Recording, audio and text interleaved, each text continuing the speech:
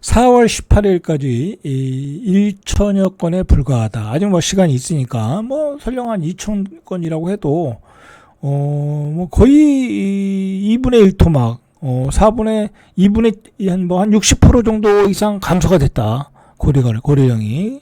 예, 그렇게 보시면 되죠. 자, 19일 부동산 정보 광장에 따르면 이달 18일까지 서울 아파트의 거래량은 1053건, 전월에 8,835건이니까 한 2,000건에 한 3분의 2 정도 감소됐다. 뭐 그렇게 보면 되겠죠. 앞으로 날짜가 좀 남았으니까. 지난해가 4,647건이니까 지난해만 비교해도 반토막. 그죠? 자, 어느 정도로 거래가 안 됐냐면 서초구의 경우 지난달에 237건, 서초구 지난달에. 근데 이달에 한 건도 거래 신고가 안 됐어. 시장이 완전히 얼어붙은 거죠. 자, 이제 똘똘한 한 채도 좀 비싸다. 뭐 그렇게 생각을 하는 것 같아요. 뭐 그러니까 일단은 지난번에 토지 거래가 직전에 사신 분들은, 풀리고 나서 사신 분들은 꼭지 잡은 거죠. 자, 강남 상구도 3월에 728건에서 7건. 엄청 줄었어요. 자, 성파구 거래 많았죠? 658건 지난달에. 이번 달엔 8건. 용산구는 1건. 야, 용산구 그 큰 건 아파트에 한 건이 거래됐다. 완전히 시장이 얼어붙었네요. 그죠? 완전히 얼어붙었어요. 자, 그 외 지역도 심각하다. 자, 주택수가 많은 노원구도 3월에 557건에서 81건. 자, 이건 중저가 아파트인데도 거래가 많이 줄었네요. 자, 성동구도 601건에서 56건 많이 줄었죠. 자, 이렇게 거래량이 줄고 있다라는 거죠. 거래량이 줄면 매물이 쌓여야 되는 게 정상이잖아요. 그런데 매물이 안 쌓여요. 오히려 매물이 줄고 있어요. 매물이 18일 기준에 한 달 전에 비교해 보니까 한 4.4% 줄었어요. 올해 초와 비교해도 한 2% 줄었어요. 싸게는 안 팔겠다. 뭐 서울은 기다리면 올라가지 않겠냐? 그렇게 판단하는 거죠.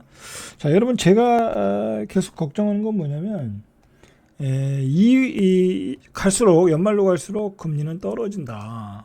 지금 전문가들도 다 그 얘기하거든요. 2%대 금리로 떨어진다. 자, 그러면은 시장이 한번 또 출렁할 수 있거든요. 특히 서울에 있는 아파트는, 뭐 지방은 좀 그렇다 치더라도, 자, 여러분들 서울 수도권은 좀 무주택자다, 내 집을 마련하시는 분들은 좀 고려를 해야 되지 않나, 뭐 그런 생각이 들어요. 금리가 떨어지면 또 시장이 한번 출렁거릴 수 있어요. 또 정권이 바뀌고 뭐 그러면서. 자, 전국에서 작년에 제일 많이 올랐던 지역이 이 과천이에요. 이 얘기는 따로 이야기해야 될 거예요. 과천에 대해서는 좀 할 얘기가 많아요. 그리고 과천이 많이 올랐다. 지방은 세종이 반등을 시작했고요. 세종이 이제 반등을 시작한 거예요. 이제 밑바닥에서 거래가 된 것뿐이에요. 뭐 세종이 급등하고 그런 거 없어요. 그냥 예전에 안 팔리던 아파트가 다 팔린 거야. 그러니까 사고 싶은 분들은 지금 사야 되는 게 맞는 거예요. 아직도 저렴한 가격이 있다고 하면. 그렇다.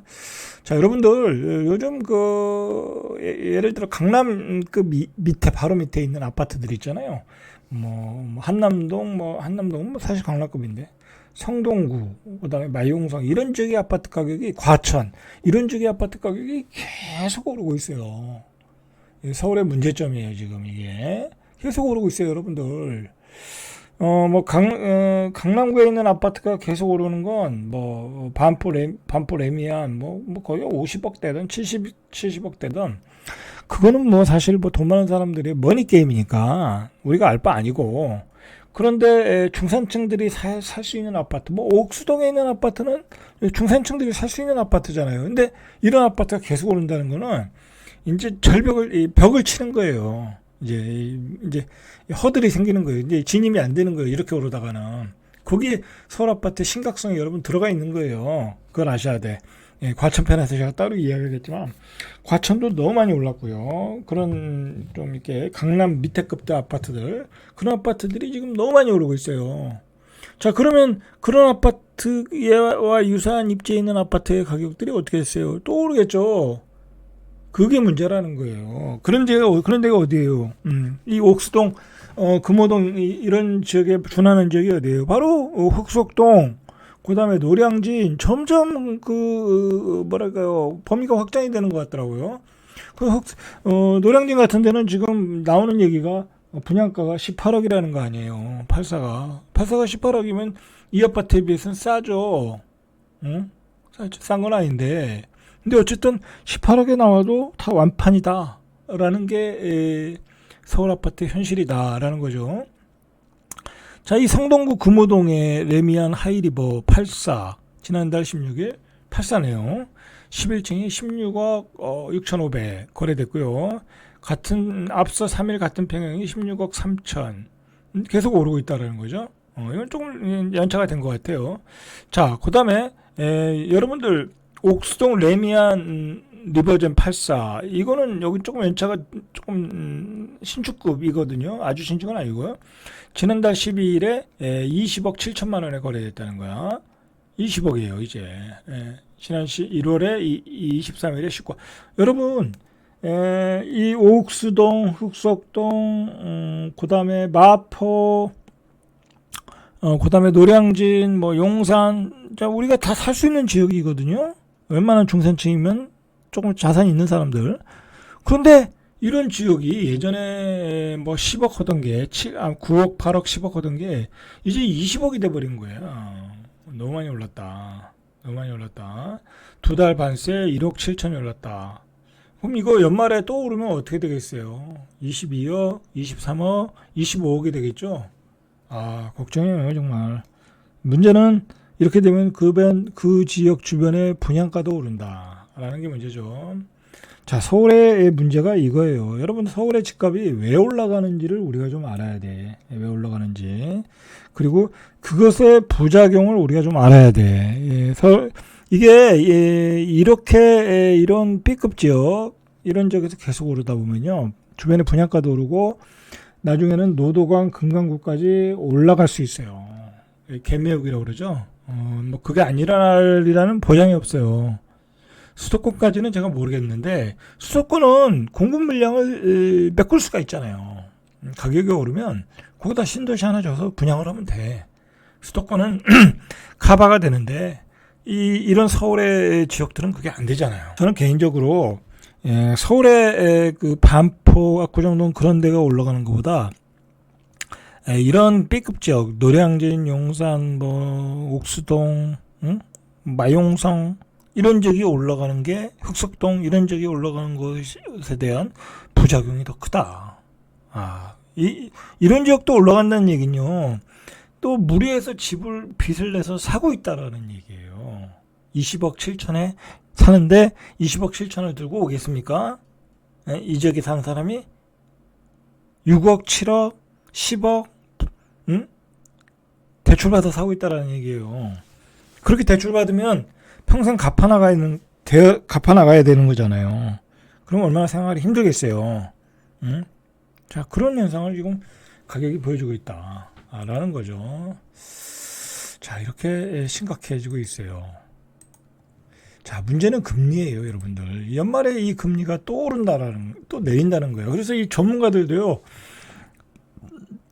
이 금리에 대해서 우려를 하고 있는 거예요. 이 부동산 전문가, 이 박합수 교수라는 사람이 있어요. 이 양반 맨날 오른다고만 하는 사람인데, 금리가 어떻게 되느냐에 따라 집값 방향은 물론 진폭까지 결정될 가능성이 있다. 금리를 주목하고 있는 거예요, 이 사람도. 그러니까 금리가 내리면 집값이 올라간다는 얘기예요. 자, 박원갑 위원, 이 사람은 유명한 사람이죠. 시장금리가 이미 내려와 있고 돈이 더 풀릴지는 불확실한 상황이라면서도, 이 사람은 좀 애둘러 얘기하는 편이거든요. 지금으로서는 경기와 금리 방향이 중요하다. 아까 금리가 내리면 집값이 또 요동칠 수 있다. 그런 얘기를 하고 있어요. 여러분들 지금 예금 금리가 2점 몇 프로예요. 내가 은행에다 적으면 새마을금고 가면 3%대는 있는데 일반적으로 은행 가면 2.89예요. 근데 올해 말까지 지금 3번 정도 금리를 내린다고 그러잖아요. 그러면 2점 초반대야. 우리가 기준금리가. 그러면요, 우리가 은행에 넣어놓고 예금 금리를 받을 수 있는 게 1.8 뭐 그렇게밖에 안 돼요. 1.5. 우리가 2017년, 18년, 19년 금리가 내리면서 그렇게 받았잖아요. 그러면서 사람들이 돈을 다 끄집어냈잖아요. 그렇죠? 돈을 다 가지고 은행에서 다 털어가지고 와서 집을 사고 진식산업센터 사고 상가 사고 다 물렸잖아요. 자, 그런 안 좋은 상황들이 또 벌어질 수 있다라는 거예요, 지금 벌어지는 상황은.